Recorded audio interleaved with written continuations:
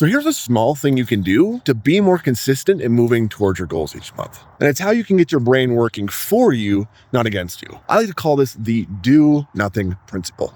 Essentially, the idea is you want to make it, so if you do nothing, then you make progress. And in order to not make progress towards your goals, you have to do something. So what do I mean by this?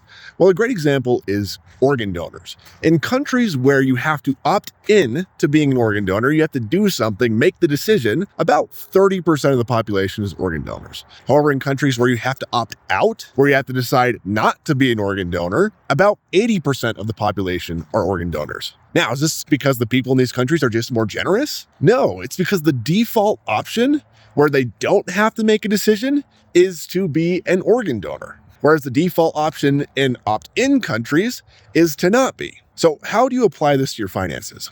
Well, most people have their finances set up to where they have to make the decision every month. They have to opt in every month to move towards their goals. They have to decide to save, decide to invest, decide to pay extra towards their debt. Every month, over and over again, they're making this same decision. And it is harder to opt in than opt out. So what you want to do is you want to reverse this. You want to make it so that if you do nothing, you make progress. Essentially, automate it.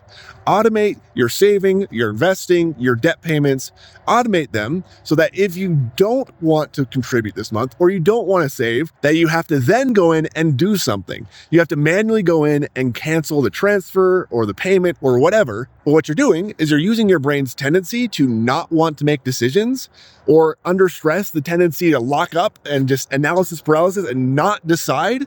You're using that in your favor. So essentially, the path of least resistance is to make progress towards your goals.